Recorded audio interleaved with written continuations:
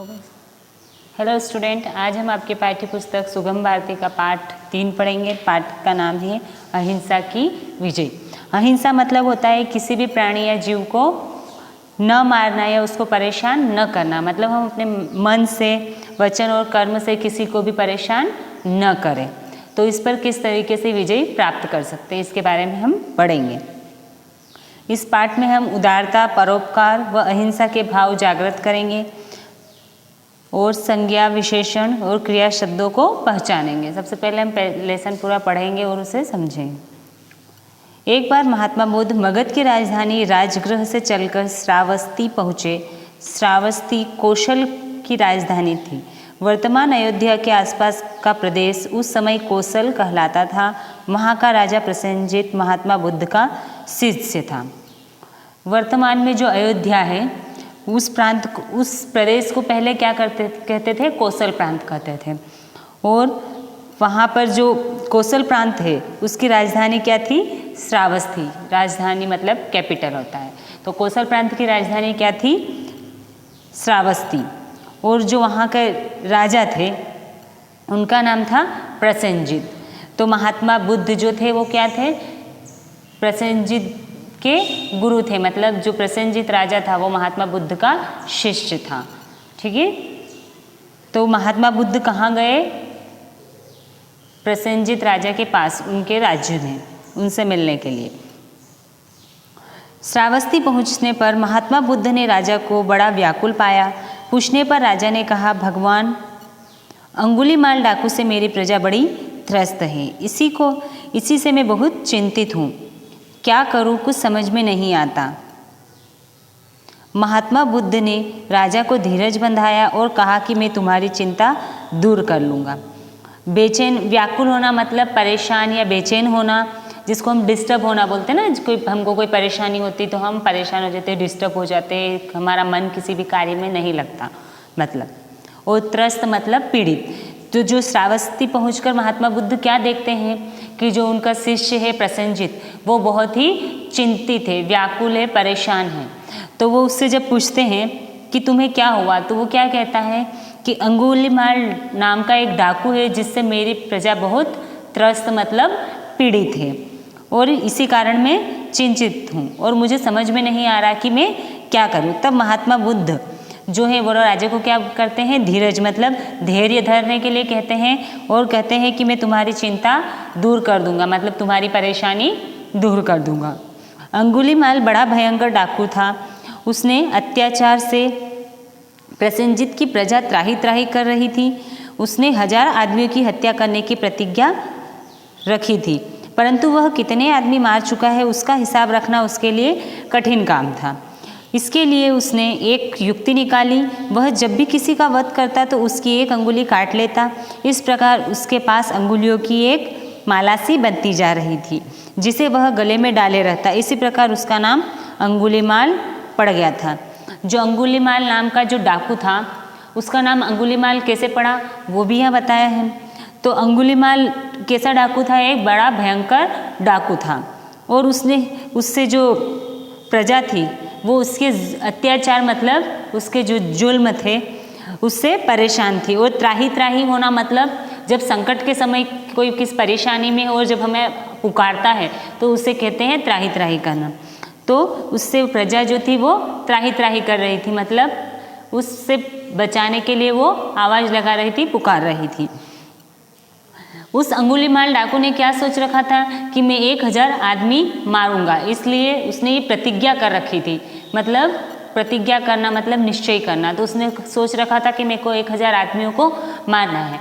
और वो ये सोचता था कि अगर मैं गिनती कैसे करूँगा, उसको ध्यान कैसे रखूँगा। तो उसके लिए वो क्या करता था, जब भी किसी व्यक्ति का वध करता था तो उसकी एक उंगली काट लेता था और इस तरीके से वो उंगली वो अपने गले में माला की तरह बना के डाल लेता था। तो उसके गले में एक माला सी बनती गई और तभी से उसका नाम क्या पड़ गया? अंगुलीमाल डाकू। अंगुलीमाल का नाम सुनकर देश के लोग काँप उठते थे। जिधर से वह निकल जाता उधर चीख पुकार मच जाती। उसकी क्रूरता की कहानियाँ दूर दूर के देशों में भी फैली हुई थी। जब भी कोई व्यक्ति अंगुलीमाल या किसी भी देश के लोग अंगुलीमाल का नाम सुनते थे तो वो डर जाते थे और काँप उठते थे। और वह जिधर से भी निकलता था वहाँ के लोग डर चीखते हुए चिल्लाते हुए वहाँ से भाग जाते थे। और उसकी जो क्रूरता की कहानियाँ थी वो दूर दूर तक फैली हुई थी, मतलब लोग उसके अत्याचारों की, उसके द्वारा जो की हुई घटनाएं, उनकी बातें करते रहते थे। प्रसेनजीत से विदा लेकर महात्मा बुद्ध उस जंगल की ओर चल पड़े जिसमें अंगुलीमाल रहता था। जहाँ से जंगल शुरू होता था वहाँ राजा की ओर से पहरेदार तैनात था, जो उधर जाने वालों को सावधान कर देता था और उन्हें रोक देता था। महात्मा बुद्ध भी जब उस ओर चले तो पहरेदार उनके पास पहुंचा।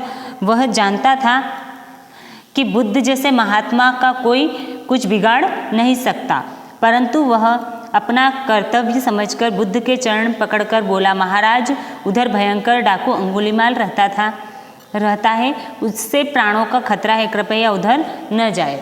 जब जो महात्मा बुद्ध थे उन्होंने राजा प्रसेनजीत से ये सारी बातें सुनी, उसके बाद वो क्या किए, उस जंगल की ओर चल दिए जिस जंगल में डाकू अंगुलीमाल रहता था। राजा ने क्या कर रखा था कि उस जंगल में एक पहरेदार तैनात कर रखा था, ताकि जो भी अनजान व्यक्ति उधर जाए या उसकी प्रजा के लोग वहाँ पर अगर जाने की कोशिश करें तो वो पहरेदार उन्हें रोक ले।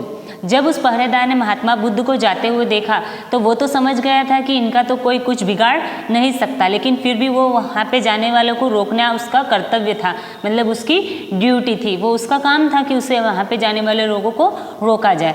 इसीलिए वो उसने क्या कहा कि उसने अपना कर्तव्य समझकर बुद्ध के चरणों में जा गिरा, मतलब उनके पैर छुए और उन्हें कहा कि महाराज आप उधर मत जाइए, उधर भयंकर डाकू अंगुलीमाल रहता है और जिससे आपके प्राणों को खतरा हो सकता है, कृपया उधर न जाए। महात्मा बुद्ध हंसे और उन्होंने पहरेदार के सिर पर हाथ फेरते हुए कहा, मेरे लिए किसी प्रकार की चिंता न करो। फिर वे आगे बढ़ गए। दोपहर का समय था, चारों ओर पेड़ों में छाया कर रखी थी। जंगल की राह चलना आसान नहीं होता। महात्मा बुद्ध भी कुछ थके थके से लग रहे थे, पर वे रुके नहीं, आगे बढ़ते गए। उनका हृदय संसार के कष्टों को देखकर दुखी था, परंतु अपने ज्ञान से उनके मुख पर सदैव मुस्कान रहती थी और ललाट सदा चमकता रहता था। तब महात्मा बुद्ध ने क्या किया, हंसते हुए पहरेदार के ऊपर सिर पे ऊपर हाथ रखते हुए उन्हें आशीर्वाद देते हुए कहा कि तुम मेरी चिंता मत करो। और फिर वो आगे बढ़ गए। आगे चलते हुए वो जंगल में दोपहर का समय था, इसलिए जो पेड़ों की जो छाया थी वो थी, और वो अब दोपहर के समय में इतनी धूप थी कि उनका चलना मुश्किल था, लेकिन फिर भी वो आगे बढ़ते रहे और रुके नहीं। क्यों नहीं रुके? क्योंकि जिस तरीके से उन्होंने राजा प्रसेनजीत से उस डाकू के बारे में सुना था, इस तरीके से वो संसार के कष्टों को सुन के, उनकी बातें सुनकर विचार कर रहे थे और आगे बढ़ते गए। और लेकिन फिर भी उनके चेहरे पर हमेशा मुस्कान रहती थी, क्योंकि उन्होंने ज्ञान प्राप्त कर रखा था, जिसके द्वारा उनके चेहरे पर सदैव मुस्कान रहती थी, उन्हें किसी भी चीज़ की चिंता नहीं रहती थी। वे सोच रहे थे कि आदमी आदमी को मारता क्यों है, जीव जीव को देखकर प्रसन्न क्यों नहीं होता। इन्हीं बातों पर विचार करते हुए महात्मा बुद्ध जंगल की राह बढ़े जा रहे थे कि अचानक उन्हें कोई कठोर भारी आवाज़ सुनाई दी, ठहर जा। ध्यानमग्न होने के कारण महात्मा बुद्ध आगे ही बढ़ते गए। थोड़ी देर में वे ही शब्द फिर सुनाई पड़े, ठहर जा। जब वे चिंता करते हुए, मतलब बात सोचते हुए विचारते हुए जा रहे थे कि आदमी आदमी को मारता क्यों है, जीव जीव को देखकर प्रसन्न क्यों नहीं होता है, मतलब कि जो इंसान है, मनुष्य है, जो प्राणी इस धरती पे हैं, वो एक दूसरे को देखकर, एक दूसरे के साथ मिलजुल कर क्यों नहीं रहते। वो एक दूसरे को देखकर एक दूसरे से लड़ते क्यों हैं, झगड़ते क्यों हैं। उन्हें साथ में मिलजुल कर रहना चाहिए और एक दूसरे के साथ रहकर प्रसन्न रहना चाहिए। उन्हें एक दूसरे से लड़ाई झगड़े नहीं करने चाहिए, एक दूसरे को मारना नहीं चाहिए। और इसी तरह वो आगे बढ़ते जा रहे थे कि उन्हें एक भयानक आवाज़ सुनाई देती है, ठहर जा। लेकिन फिर भी वो जब ये सारी बातें सोच रहे थे, उन्होंने उस आवाज़ को अनसुना किया और वे आगे बढ़ते गए, लेकिन फिर उन्हें जोर से आवाज़ सुनाई देती है कि ठहर जा। महात्मा बुद्ध रुक गए। तुरंत ही घनी झाड़ियाँ चीरती हुई एक विकराल मूर्ति आ खड़ी हुई। ऊंचा कद, काला शरीर, भयानक चेहरा, लाल आंखें, बिखरे बाल, बड़ी बड़ी मूछें, लंबी मजबूत भुजाएं, चौड़ा सीना और हाथ में कटार। निश्चय ही यह मनुष्य नहीं, कोई दैत्य था। उसके गले में अंगुलियों की माला देखकर बुद्ध को पहचानने में देर न लगेगी कि यही अंगुलीमाल डाकू है। जब महात्मा बुद्ध रुके तो उन्होंने क्या देखा, झाड़ियाँ, जैसे जंगल में बड़े बड़े पेड़ होते हैं और झाड़ियाँ होती है, जो छोटे पौधे होते हैं उनको झाड़ियाँ बोलते हैं।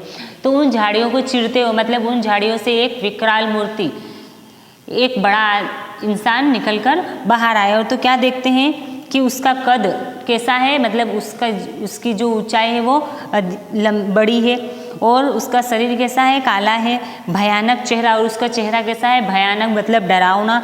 उसकी आंखें लाल थी और बाल बिखरे हुए थे, और बड़ी बड़ी मूछें थी और लंबी उसकी भुजाएं मतलब उसके जो शरीर जो था वो कैसा था, लंबा था, चौड़ा सीना था, और उसके हाथ में कटार, और वो देखकर कैसा दिख रहा था, जैसे कोई दैत्य मतलब राक्षस हो। तो और उसके गले में अंगुलियों की माला देखकर भगवान बुद्ध ने उसे पहचान लिया कि निश्चित ही यह अंगुलीमाल डाकू है। महात्मा बुद्ध ने उस पर अपनी दृष्टि डाली।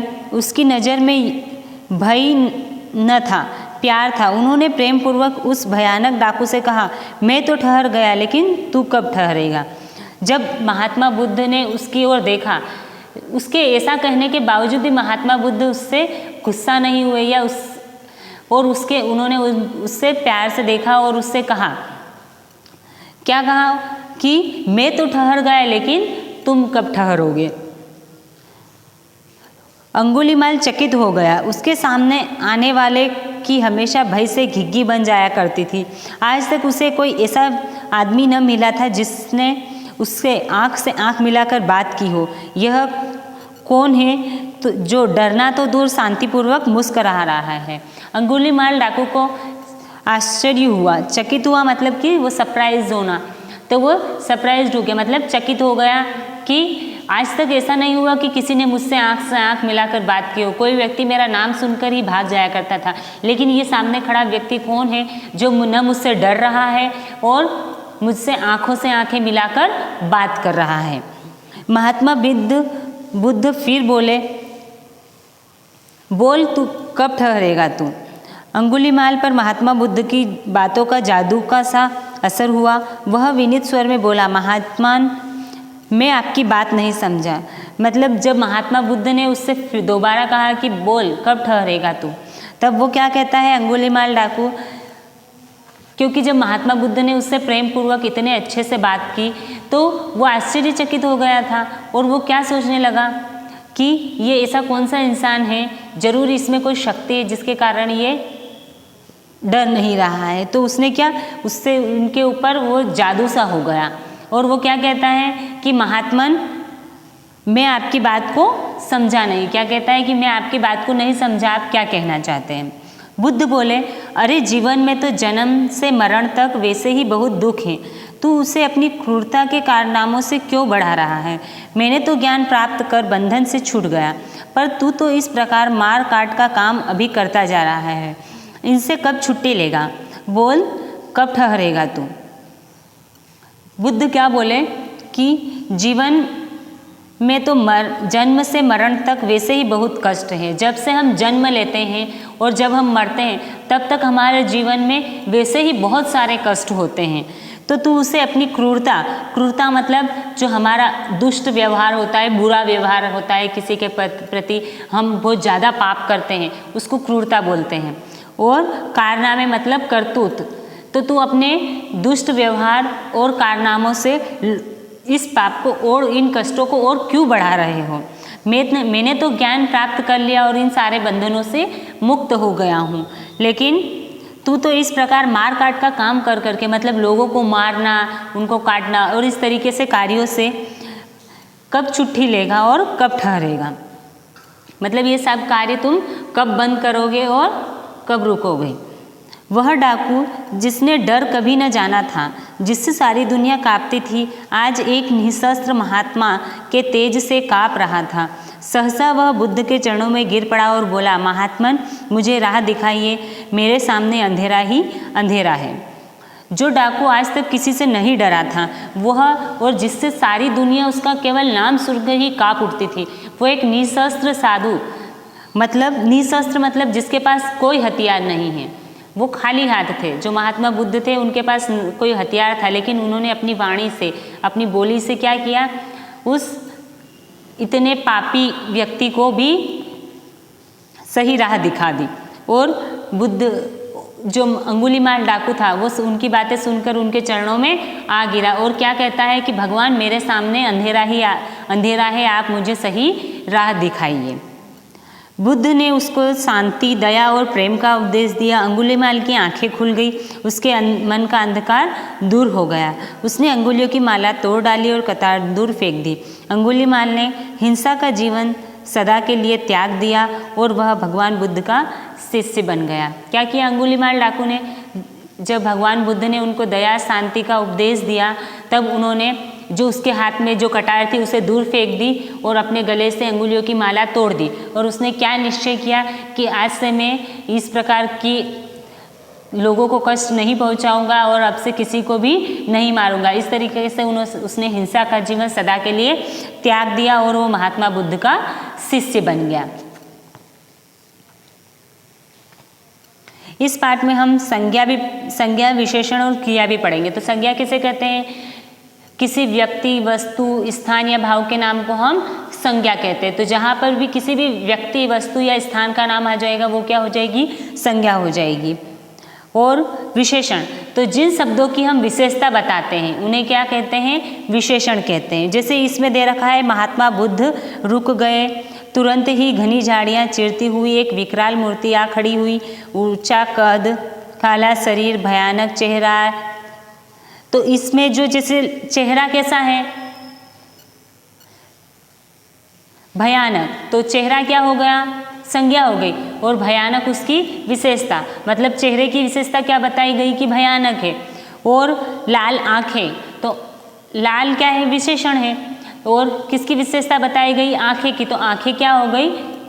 संज्ञा हो गई। और विशेषण क्या हो गया? लाल। और क्रिया, जो भी कार्य हम लोग करते हैं उसे क्या कहते हैं? क्रिया। जैसे रुक गए, खड़ी हुई, तो ये चीज़ें क्या हो गई? क्रिया हो गई। तो संज्ञा समझ में आ गया, किसी भी व्यक्ति, वस्तु, स्थान या भाव का नाम संज्ञा होता है। और संज्ञा या सर्वनाम की विशेषता बताने वाले शब्दों को विशेषण कहते हैं और जो कार्य हम लोग करते हैं उसे क्रिया कहते हैं। ये हमारा लेसन कंप्लीट हो गया। Thank you to all. Jai Hind.